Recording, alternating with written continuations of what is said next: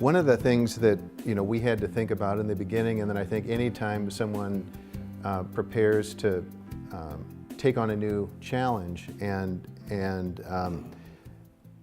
attempt to be a thought leader in the area, would be to say, what kind of considerations should you take in mind? And for those who haven't blogged, blogging's not for everyone. I mean, I think it's a lot of hard work. If I had to count all the hours that I've spent pouring into those 800 articles, I've never done the math, and I don't think I will. It's kind of like not wanting to do the math on the school that I've sent my 4 kids to. I've never really calculated that yet, and I'm not sure I ever will. But I think that's really the opening question. If you're thinking about blogging, there's a lot of other things that you can do. We talked about social media. And blogging isn't for everyone. And I think it's important to think about what are your goals and who's your target audience? Who are you trying to influence? I think one of the things that we had to justify internally in deciding that we wanted to have an IP blog and enter the stream of thought leadership in the IP area is, what are the narratives that we need to develop to kind of gain management's approval to be able to do those kinds of things. And as you can imagine, there are endless naysayer narratives to why you would never do that, especially if you're in the legal world. But probably the lead reason not to would be it's just a waste of time and money, and how can you ever prove your return on investment? And I'm going to go through some of the benefits that we've realized in the next slide. But there were gray hairs in the firm who, they didn't get it at all. And I'm 55 now, I was 45, 46 back then, so I felt like I was a pretty young guy in the firm. And so there were those in their 50s and 60s at the time who just said, why are we going to give away legal advice for free? I mean, why would we do that? Why would we educate our competitors? People used to say that about me when I would speak at continuing education events, because basically those in the room were your competitors, and so you were educating your competitors. And that's really never been a fear of mine. I mean, I've always thought that if you freely give, everything else will kind of sort itself out. And if you have a mindset of generosity, there can be some self-interest in it too, in that all the boats rise. When you raise awareness and education in areas that you're passionate about, that creates more people thinking about it, which inevitably creates more opportunities, one of which may land on my desk at some point in the future.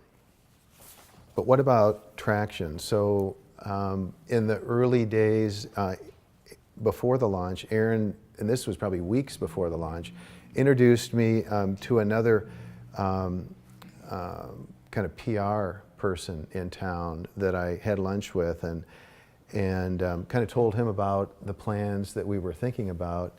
And his advice was, if you really want traction, you need to publish every day. And my heart just sank, because we had really thought, maybe we'll publish 2 to 3 times a week, and we had a team of about 7 lawyers that were going to be part of it.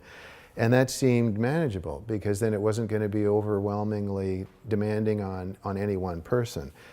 So I had to take that message back to the team and say, I've got good news and I've got bad news. I mean, the good news is that all that I'm hearing about half our intended audience is they think it's really needed, and they're excited about our plans. But if we want to have traction, we're going to have to publish, 5 days a week. And, no one was real excited to hear about that. And I, at that moment, that could have killed it all, because I was not going to start something and not finish it. Those were the early days in how we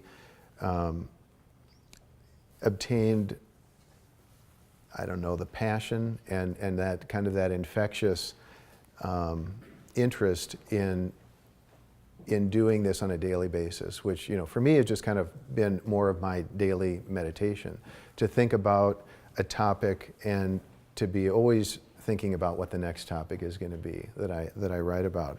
So happily the team came together, and we built the schedule. Everybody was all in, and then over the years, as folks have moved on to other things, there's always been someone else ready to jump in after that. So there's been some flow of authors over the course of the years, but that passion and that interest is always vibrant among the team that happens to be involved at any given moment.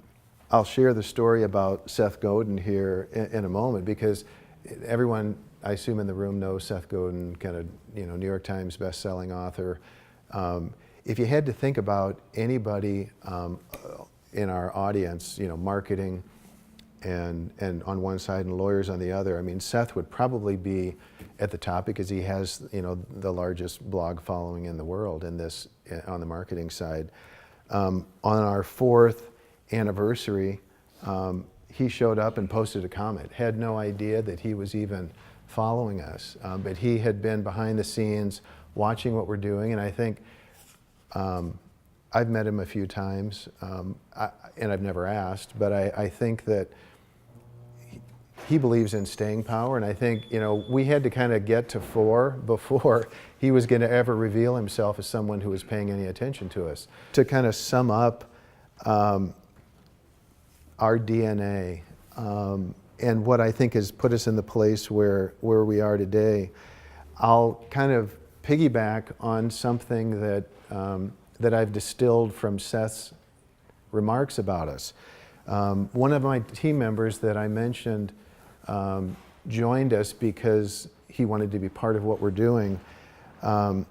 Before he joined us, let me know, hey, he's a Seth follower, and he said, did you know Seth's got a freelancer course that you can buy, and it's got like 150 different little vignettes or lessons, and one of them is called Stepping Out of Your Invisibility, and he said he's featuring you in the blog in that, and he spends a minute talking about you and DuetsBlog. And so I instantly bought the course and went to see it, and here's just some of the remarks that he's made in that minute, where he talked about how lawyers don't do a good job of promoting. And but I think that he talked about it being a brilliant blog, so that to me equates great content.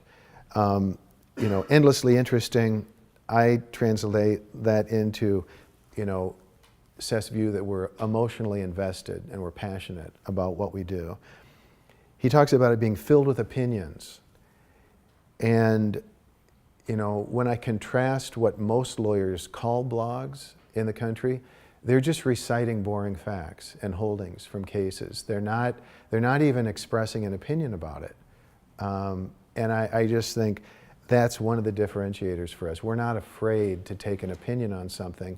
Most lawyers want to play it safe and not pick a side, because then they risk not being called if someone might have called them who finds themselves on the other side of that argument down the road. He talks about it being generous with a lot of free teaching. So, it's something where you can learn something of value that's free. At one point, at the end of that little vignette, he says, who are you going to call? You're going to call some drone in a big office ready to charge $180 an hour, or no, I'm sorry, $800 an hour in New York City, or your friend Steve, who has just as much at stake as you do. And I think the way I translate that into our DNA is just to talk about the commitment. I think he respects and values, the daily meditation, the daily commitment that we bring to that platform to generously share information.